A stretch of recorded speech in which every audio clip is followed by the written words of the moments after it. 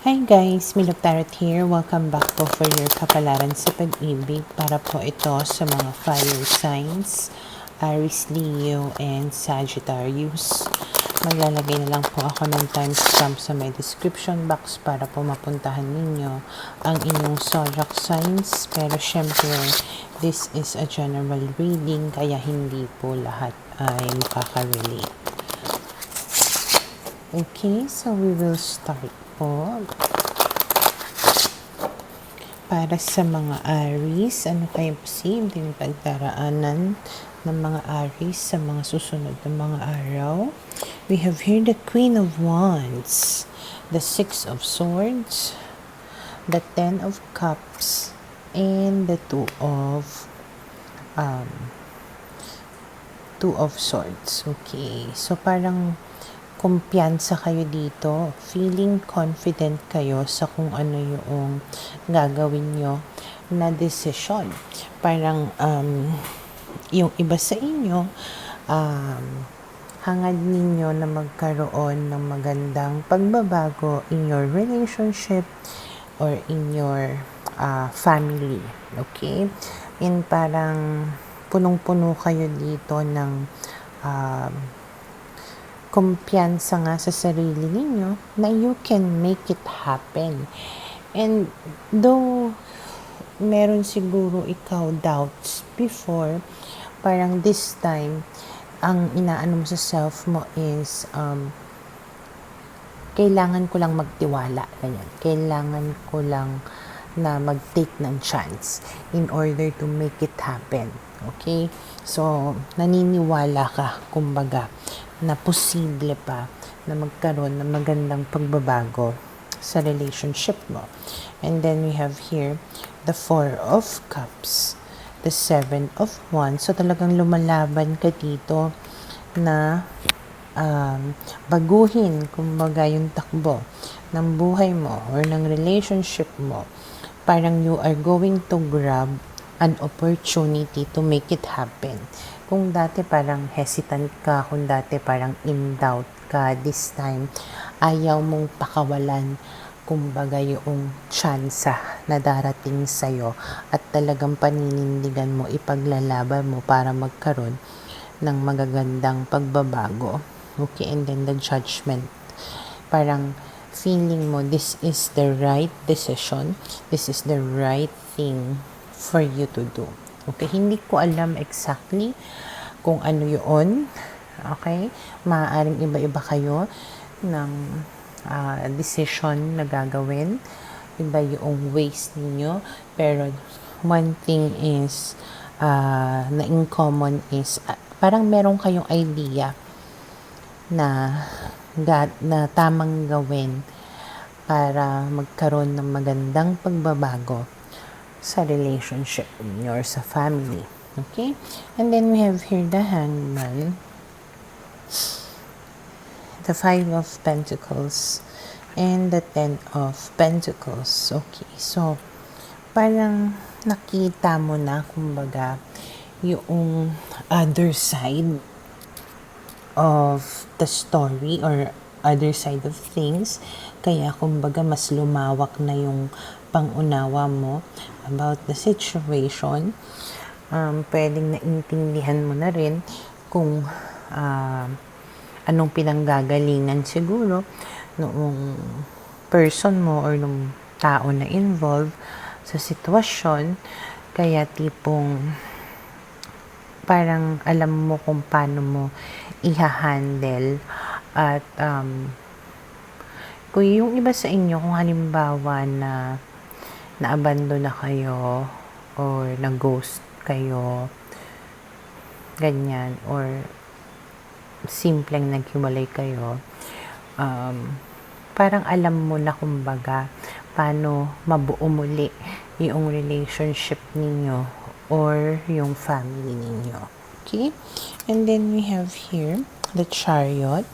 So, magkakaroon ng progress yung mga plans mo na ito, and parang you will be making a lot of decisions, a lot of choices Pero definitely, hindi ka titigil sa iyong pagsagawa nitong whatever plans that you have in order to fix, kumbaga, yung mga bagay-bagay.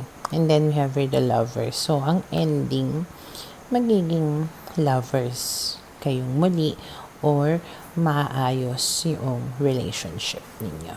Okay? So, for now, ito yung nakikita ko na posibleng mangyari sa mga Aries.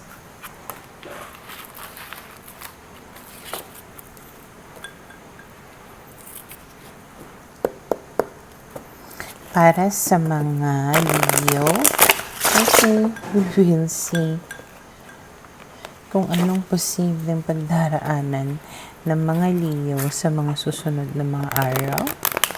Madulas kasi masyado itong barahan na ito. Okay.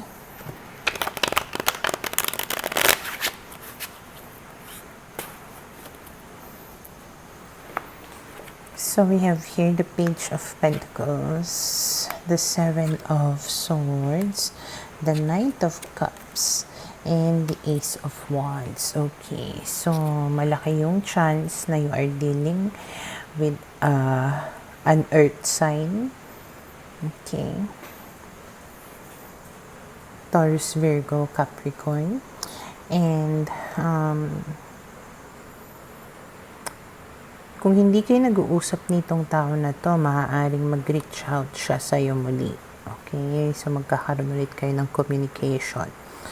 Pwedeng nagigilty itong tao na to sa kung ano yung ginawa niya sa'yo. So, meron tong ginawang kalokohan or kasinungalingan.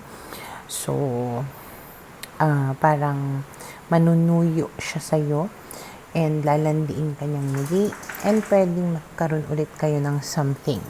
Okay? Parang may new beginning dito na more on landian. Okay?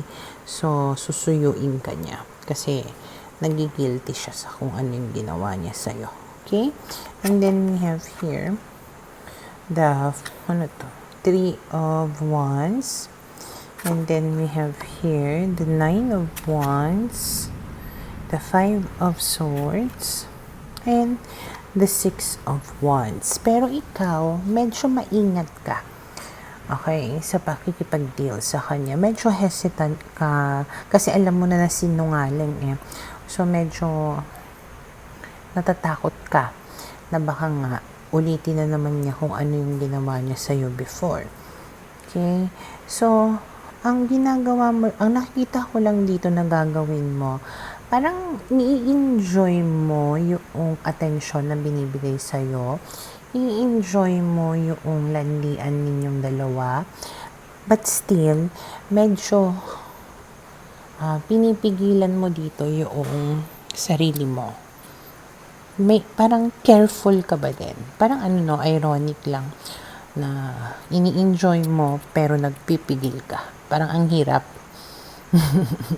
Kasi at the end, baka mamaya bumigay ka. Ikaw yung matalo. Okay?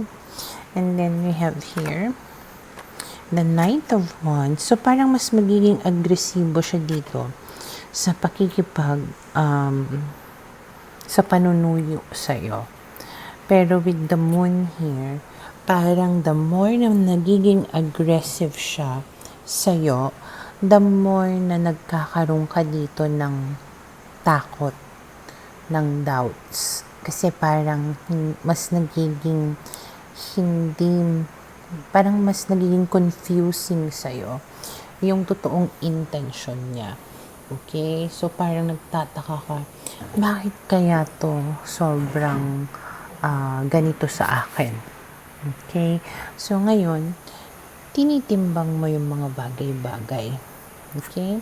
And then we have here the Three of Swords, the Hangman. Okay. So, may possibility na may third party or magkakaroon ng third party. Okay? Maaring hindi pa parang hindi mo pa alam or marirealize mo, parang makikita, basta mararamdaman mo siya eventually, ano. And then we have here the Emperor. And once na malaman mo, I think iiral din yung pride mo. Okay? Na parang hindi ko deserve to. Okay. So, pwedeng protektahan mo ng tuluyan yung self mo at iwasan mo itong tao na ito. Okay?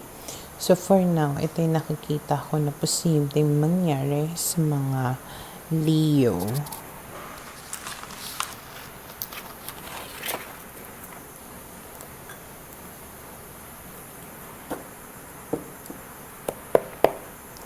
Para sa mga Sagittarius, okay, let's see ano kayang posibleng pagdaraanan ng mga Sagittarius sa mga susunod na mga araw.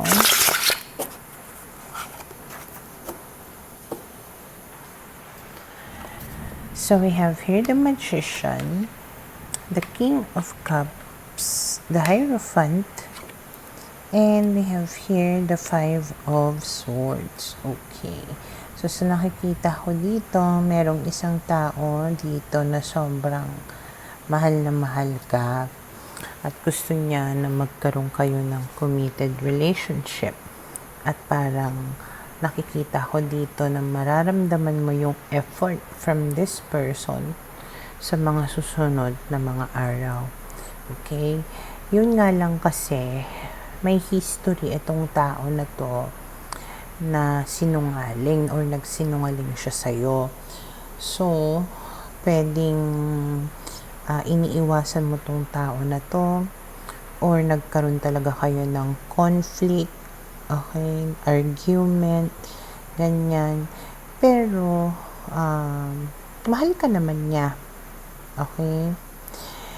Kaya siguro din gagawa siya ng effort dito kasi alam niya rin yung naging kasalanan niya. And then we have here the Four of Wands, the Four of Swords, the Fool, and the Five of Pentacles. Okay. So, hangad talaga nito na maging masaya kayong muli in your relationship or ma-recover kung ano yung meron kayo before. Okay, na parang gusto niya for the both of you to start all over again, nakalimutan na lahat yung mga naging problema, ganyan, na i-enjoy na lang kung ano yung meron kayo. And pwedeng nalungkot din siya sa kung ano yung nangyari between the two of you, yung pag-aaway ninyo.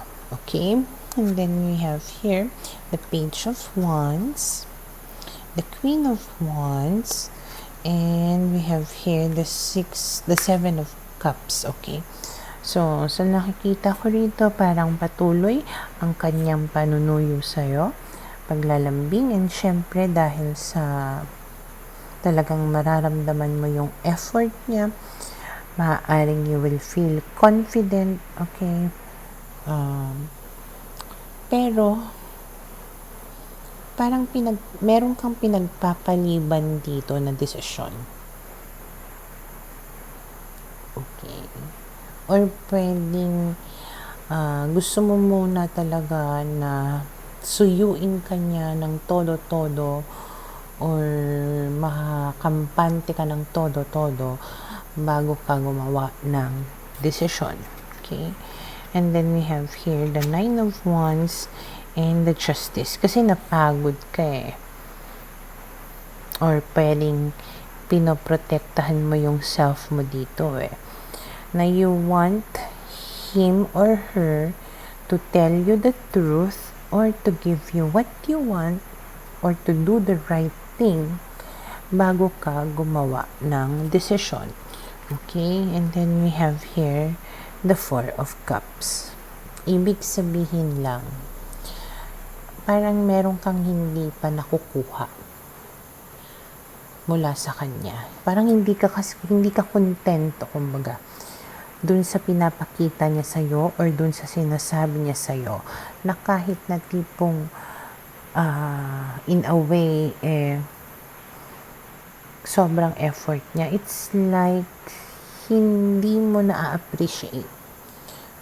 Maybe because you do not love the person anymore, you do not believe the person anymore, or pwedeng talagang kahit na anong pang gawin niya, wala na siya, parang mahirap na, kumbaga, na ibalik kung ano yung merong kayo before. Or pwede rin naman na siguro hindi mo maramdaman yung sincerity. It can be anything, pero